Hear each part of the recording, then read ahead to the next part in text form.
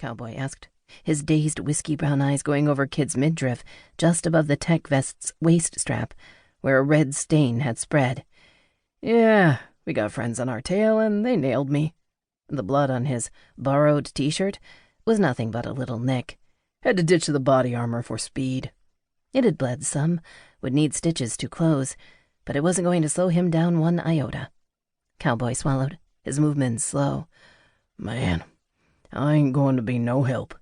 I got my bell rung dang good. Maybe you should cut Nunez loose. Don't worry about him. We're all getting out of here." With a strong gaze, Cowboy murmured, "I've no doubt about that." "Damn straight," Kid agreed. They had their orders. 2 seals caught in Panama, adding insult to injury by snatching another one of Panama's uglies was something the brass wanted under wraps. Not that Panama would cry a river over losing both Salazar and Nunez, but they would have to make some response, and the seals didn't like broadcasting their missions. "I'm going to get us some chow and something to drink. Something really cold if I can manage it." Cowboy was taking a few minutes to process what Kid had said. Then he nodded. Of course, feeding Cowboy might not be the best course of action.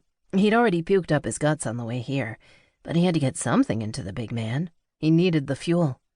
Kid walked up to the bar and said in Spanish, 4 fish plates, energy drink. Sí, bebida energética. The toothless bartender nodded. Kid held up his fingers to indicate 6 and grabbed the cans he set on the bar, flinching when his wound protested the twisting motion of his torso. With thanks to the bartender, he headed back to the table, the cans burning icy, the condensation wetting his palms. He brought one of the cans up to his forehead, the cold soothing. Such a small thing. He left the bar, handing one to Nunez and the man he'd paid to watch him. Cowboy was drifting when he got back, but still upright in his chair. "How you holding up?" "I'm doing great," Cowboy said with a flash of a grin. The man was tough as nails. Kid knew he'd grown up on a ranch, honed from riding fences and muscling 10-ton beef.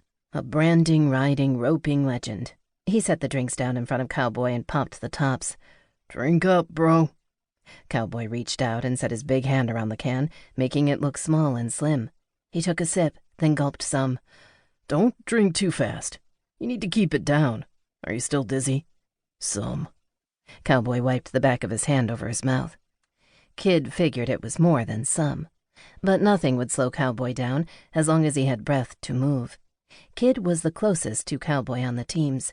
They often did things together while on R&R. The Texan was as into extreme sports as Kid. With his steady whiskey eyes and his dark, thick hair, he was 29. He had a wide mouth, high cheekbones, and a deep-voiced drawl that made the ladies swoon. Kid was lucky he was cute, or Cowboy would get all the attention. Cowboy had obtained his chief rating in 3 years. The rank was an honor.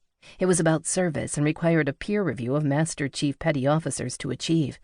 That he had done it so young was nothing short of miraculous. Where Kid was quick off the mark, Cowboy tended to be more thoughtful. The good news, and there was some, was neither one of them had bullets in them. "Do we have transpo?" "Working on it. The bartender said there's a crazy banana boat guy that comes along here. Come rain or shine, he's working the river. We'll have to squeeze in among the fruit, but he can take us upriver as close to the LZ as we can get. We'll have to hoof it the rest of the way." "Roger that," Cowboy chuckled. "I think we can say the guy's bananas." Kid threw his head back and laughed for a couple of seconds. "You slay me, Cowboy. Yeah, I'm good at the jokes," he said with his deep radio announcer voice. The bartender called that his food was ready, and Kid went back to the bar. The fish still had their heads attached, and he pinched them off, dumping them in the trash. It was enough that Cowboy's gut was churning with nausea. He didn't need to see a dead fisheye looking up at him. He placed the plate in front of Cowboy, and he looked down at the meal. He swallowed hard. "Want me to debone it for you?" Cowboy gave him an amused look and said, "Sure, Mom, thanks." Kid laughed and reached out for the plate and pulled the fish off the bone with his fingers.